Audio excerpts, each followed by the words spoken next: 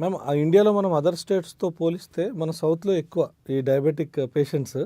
So ఈ diabetic patients ఎక్కువ కాబట్టి అంటే నార్త్లో చపాతీ తింటారు కాబట్టి అంటే డైట్ కంట్రోల్లో ఉంటుంది కాబట్టి రాదా, లేదు సౌత్లో ఎక్కువ వైట్ రైస్ అంటే రైస్లో కార్బోహైడ్రేట్స్ ఉంటాయి, సో ఇవి పుట్ ఆన్ వెయిట్ చేస్తాయి కాబట్టి డయాబెటిక్కి కారణం అంటారా?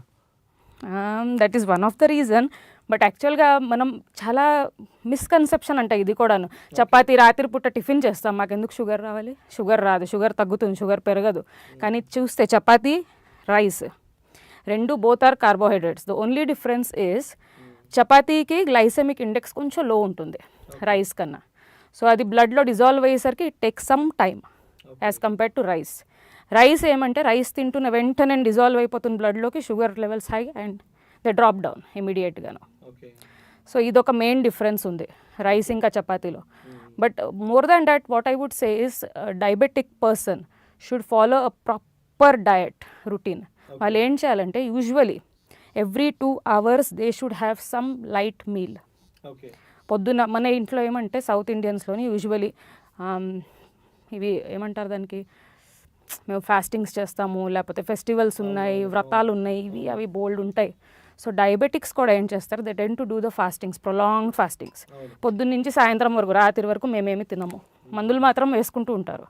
మందులు వేసుకున్న డయట్ ఫాలో అవ్వకపోతే it does not help us, it does not take us anywhere. So పొద్దున్న లేస్తూనే first have some small fruit or something in the morning. అది అయిపోతూనే within 2 hours have your breakfast by 8:30, 9. అది అయిపోతూనే 2 hours ఏదైనా light snack, ఒక fruit తినండి, ఒక కుకుంబర్ తినండి, ఒక వెజిటేబుల్ తినండి, రా వెజిటేబుల్. అయిపోయాక 12-12:30 finish off your lunch. Lunch ఏదో పెద్ద మనం చాలా పథ్యం చేయాలని ఏం లేదు, have your regular meal, quantity limited ఉంచుకుని, that will suffice you.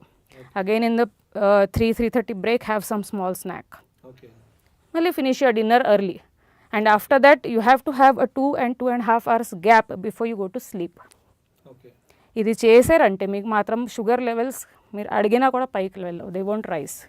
You have to have your control this way. Okay, so partly food తీసుకోవడం వల్ల very good benefits. Definitely. Okay ma'am, and మనం చూస్తే ఎట్లాంటి ఫుడ్ తీసుకుంటే మనం ఈ డయాబెటీస్ని కంట్రోల్ చేయొచ్చు? ఫుడ్ రిలేటెడ్ అంటే ఫుడ్ ఇస్ జస్ట్, ఇప్పుడు ఆ ఎలిఫెంట్ స్టోరీ తెలుసు మనకి, 6 blind men అండ్ ఎలిఫెంట్ అంటారు. సో అందులో ఏమంటే ఒకడంట నా డయట్ ప్యాటర్న్ సరిగా లేదు, దానివల్ల నాకు షుగర్ వచ్చింది. వాడికి అది ఒక్కటే కనిపిస్తుంది, మిగతా ఎక్సర్సైజ్ చేయట్లేదు, నిద్ర లేదు, స్ట్రెస్ ఉంది, అవన్నీ కనపడవు. ఇంకో మనిషి ఏమంటాడు నాకు స్ట్రెస్ ఉంది, దానివల్ల నాకు షుగర్ వస్తుంది, మిగతా అంతా కూడా హెవైరే, అది కనపడదు. సో అట్లా ఒక్కొక్కరిది ఒక్కొక్క పాయింట్ ఆఫ్ వ్యూ ఉంది డయాబెటీస్ వల్ల. But only when you consider and control all the factors together, then only you are able to control your diabetes. Diabetes control చేయడం ఏం పెద్ద ఇష్యూ కాదు యాక్చువల్గాను.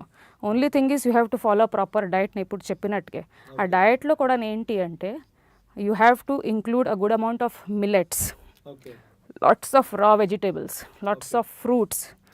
ఫ్రూట్స్లోని మనకి బోల్డ్ ఉన్నాయి, బనానా తినకూడదు, చిక్కు తినకూడదు, పప్పాయ, రా పండిపోయిన పప్పాయ తినకూడదు. అది తిన్నామంటే you have very little amount. Okay, and మిగతా ఫ్రూట్స్ బోల్డ్ ఉన్నాయి విచ్ యూ కెన్ హ్యావ్.